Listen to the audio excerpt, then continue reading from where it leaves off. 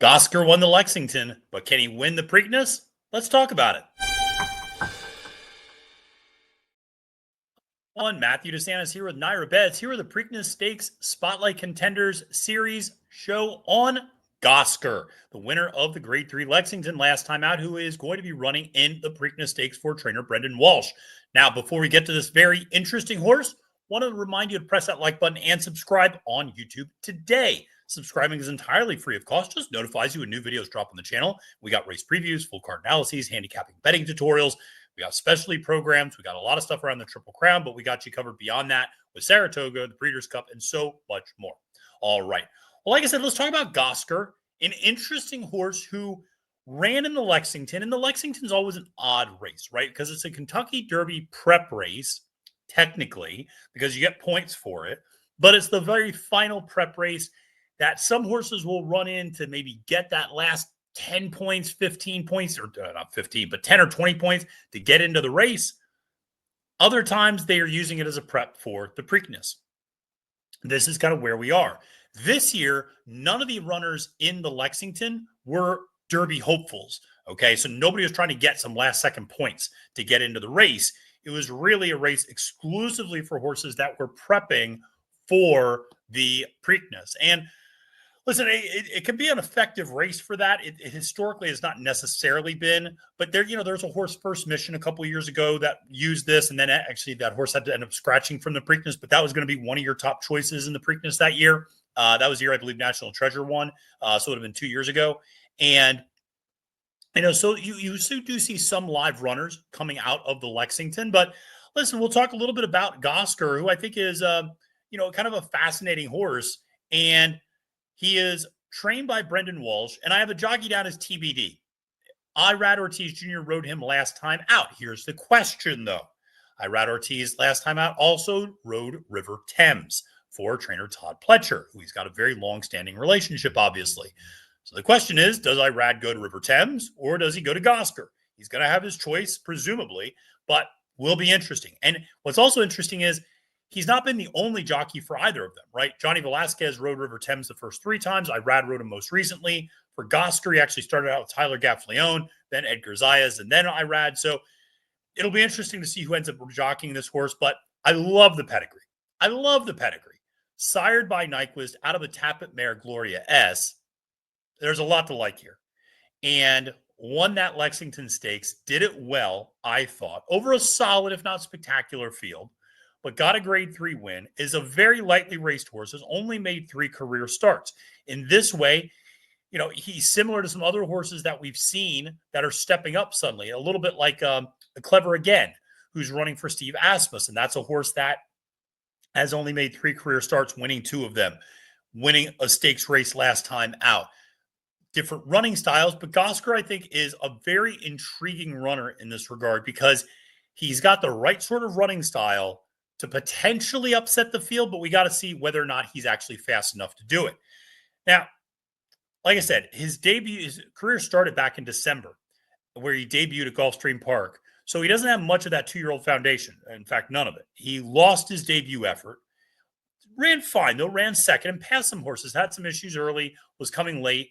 Again, the pedigree doesn't scream 6 furlongs at Gulfstream Park. The pedigree screams 2 turns in big races when you have Nyquist up top and then tap it underneath.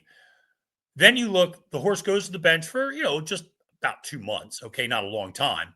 Comes back and runs an 88, breaking his maiden, going that 1-turn mile at Gulfstream Park. Not surprising, the horse looked a lot better stretching out. Sat a much closer trip, too, stalked the pace. So was not as far back as he was in debut at 6 furlongs. Then last time out goes to the Lexington. Goes 2 turns, and really, I think, sits the trip that he will ultimately probably end up defining as his long-term running style.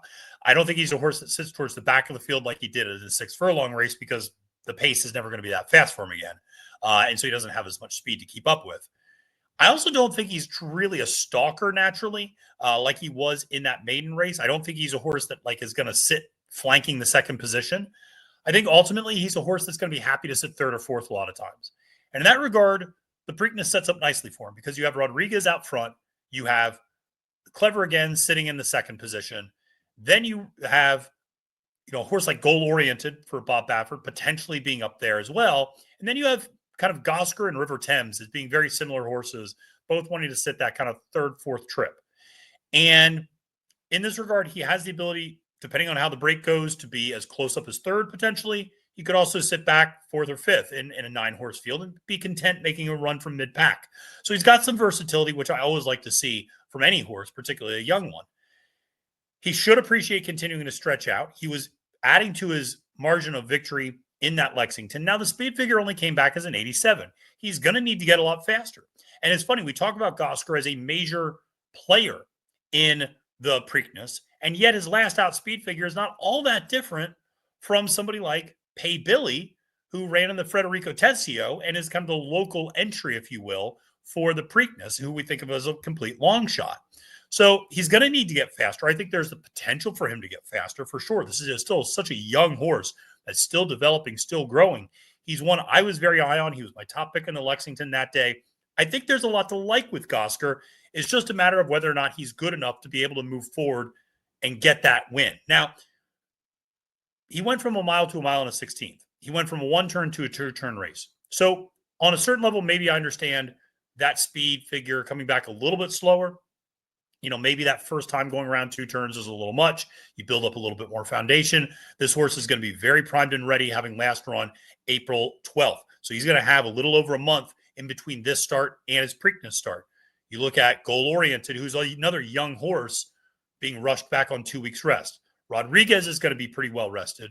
Journalism potentially coming back on 2 weeks rest, but River Thames also going to be pretty well rested, having last ran in the Bluegrass. So Gosger doesn't necessarily have an advantage in terms of being well rested. It's one of those things where if it was Gosger and a bunch of Derby horses that were coming back, then you might think, okay, maybe he's got a little bit of an advantage, but he doesn't have a huge advantage from a freshness standpoint or from like a layoff standpoint, or having other horses running back and not running as well. I mean, again, that's kind of the issue we have with a horse maybe like American Promise, who's coming back on 2 weeks rest for D. Wayne Lucas, who I don't really have a lot of confidence in. But outside of that, I expect Journalism to run his race, and then the other horses are all pretty well rested coming into it. So Gosger, again, can he get faster? That's the dividing question, because he can sit the right trip. He's got the right pedigree. He's got the right connections. And if Irad rides him, he's got the right jockey. So he checks a lot of boxes. He just needs to get faster. Now, is he able to do it? We'll see. I mean, that's the thing about young horses, is some of them can step up and some of them just plateau and don't. And at the end of the race, you go, yeah, I guess he's just kind of like a high 80s, low 90s type of horse. High 80s, low 90s probably has you finishing 5th or something along those lines in the Preakness. So he needs to get faster. And I think the big question with him is, what price do you ultimately end up getting?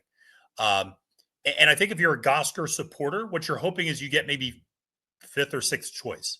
And if you're that price, then you're interesting.